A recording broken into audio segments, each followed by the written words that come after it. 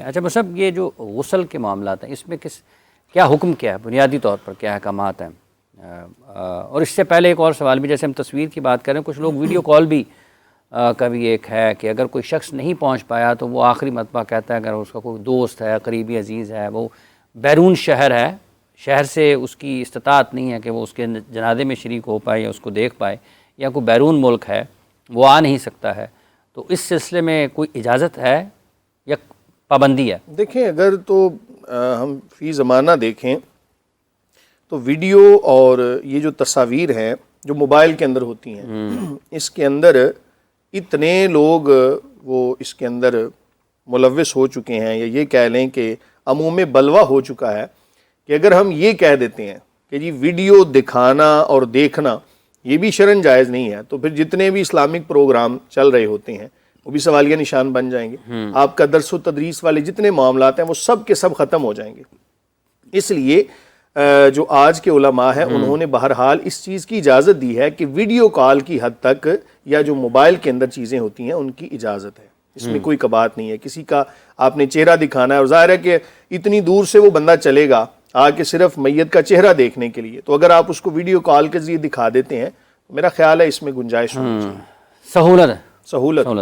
اچھا دوسرا یہ ہے کہ اس میں پھر وہ اگر خاتون ہیں تو وہ اس کا احترام اسی طریقے سے پھر ملحوظ خاطر رکھنا پڑے گا؟ اگر تو خاتون ہے تو پھر اس کا چہرہ تو غیر محارم کو چاہے ویڈیو کال کے ذریعے ہو یا ویسے ہو وہ تو جائز ہی نہیں ہے۔ اس کے تو اب پردے کا اہتمام کرنا، جتنے اس کے ورثاء یا اس کے جنازے کے اندر شریک لوگ ہیں، یا یوں سمجھ لیں کہ باقی جتنے مسلمان ہیں، ان سب کے اوپر لازم ہے کہ اب اس کے پردے کا خیال کریں۔ زندگی میں بھلے سے اس نے پردہ کیا تھا نہیں کیا تھا، زندگی میں وہ جیسے مرضی بازاروں میں چلتی پھرتی تھی، بے پردگی والے معاملات اللہ نہ کرے کرتی تھی، تو اب جو فوت ہو گئی تو اس کے ورثاء ان کے ذمہ ہیں جو زندہ ہیں، زندہ جو جتنے لوگ اس کے ورثاء ہیں ان کے اوپر لازم ہے کہ اس کے پردے کا مکمل اہتمام کریں، اس کا چہرہ کسی غیر محرم کو نہ دکھائیں، بلکہ کوشش کرنی چاہیے کہ خاتون کی میت کو رات کے اندھیرے میں اٹھانا چاہیے، رات کے اندھیرے میں اٹھانا۔ چلے آگے بڑھتے ہیں، اب سوال و جواب کا سلسلہ ہے، جتنے بھی لوگ ہمیں دیکھ رہے ہیں آپ سب لوگوں سے گزارش ہے کہ اگر آپ بھی اپنے سوالات بھیجنا چاہتے ہیں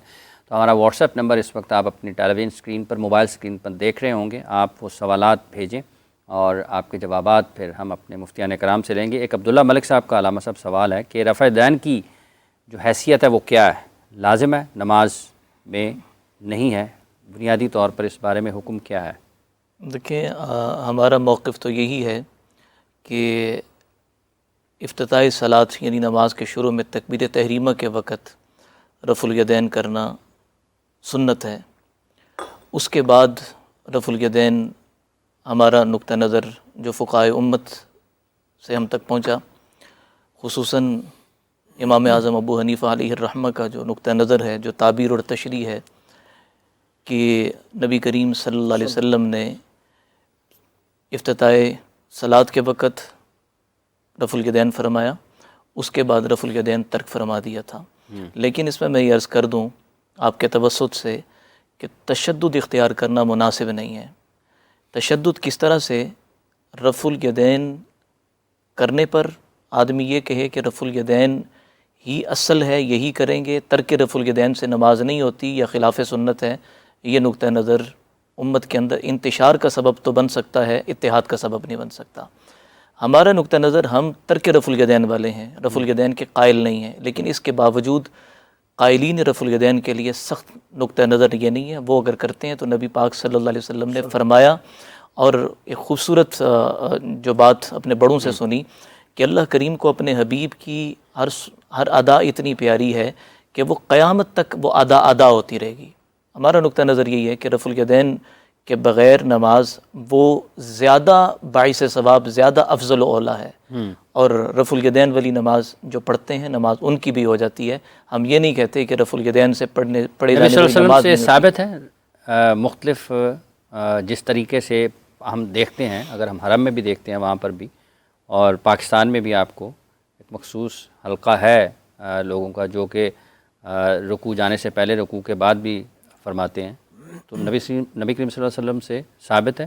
دیکھیں، نبی کریم صلی اللہ علیہ وسلم سے تو پھر سجود کا بھی رفع الیدین تو وہاں بھی ثابت ہے نا، تو لیکن جو کرنے والے ہیں رکوع جاتے رکوع سے آتے تو وہ سجدے کا رفع الیدین ترک کر دیتے ہیں، ٹھیک ہے.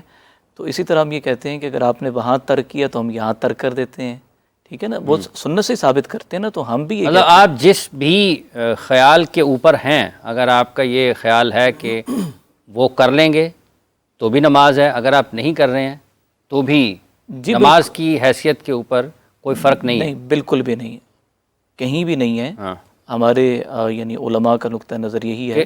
آپ دونوں صورتوں میں ٹھیک ہیں؟ جی بالکل. جی مصطفیٰ.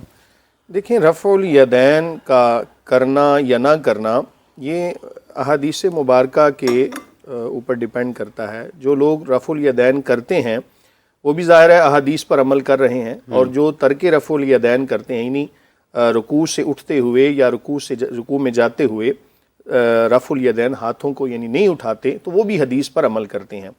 اس میں جو حضرت عبداللہ بن مسعود رضی اللہ تعالیٰ عنہ آپ والی جو حدیث ہے نا، وہ اصل قرار پاتی ہیں کہ آپ نے صحابہ کرام رضوان اللہ تعالیٰ علیہم اجمعین کے سامنے جو نماز پڑھی، اور وہ اسی طرح نماز پڑھی رفع الیدین کے بغیر، اور آپ نے صحابہ سے خطاب کر کے فرمایا کہ میں تمہیں، مفہوم حدیث ہے کہ میں تمہیں رسول اللہ صلی اللہ علیہ وآلہ وسلم کی کیا نماز پڑھ کے نہ دکھاؤں. تو اس طرح نماز پڑھی تو صحابہ میں سے کسی نے اعتراض نہ کیا، اور وہ اعتراض نہ کرنا اس بات کی دلیل ہے کہ ترک رفع الیدین یہ سنت ہے. اور جو بندہ رفع الیدین کے ساتھ نماز پڑھ رہا ہے وہ بھی اگر امام شافعی علیہ رحمہ یا امام مالک یا جتنے بھی ائمہ اربعہ ہیں ان میں سے کسی کے اصولوں پر عمل کرتے ہوئے رفع الیدین کرتا ہے تو اس کی بھی نماز ہو جائے گی. یہ کہنا کہ رفع الیدین کے ساتھ نماز ہوگی یا رفع الیدین کے بغیر نماز ہوگی، یہ حتمی رائے قائم کر دینا.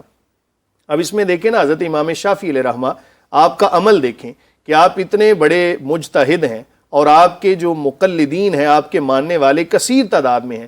اس کے باوجود جب آپ امام اعظم ابو حنیفہ علیہ رحمہ آپ کے مزار شریف پہ جاتے ہیں تو وہاں نماز ادا کرتے ہیں تو رفع الیدین کے بغیر نماز ادا کی. تو کسی نے پوچھا حضور آپ تو ساری زندگی اس بات پر دلائل دیتے رہے کہ رفع الیدین کرنا سنت ہے. تو آپ نے فرمایا کہ مجھے صاحب مزار سے حیا آتی ہے کہ میں ان کے سامنے اپنی تحقیق پیش کروں.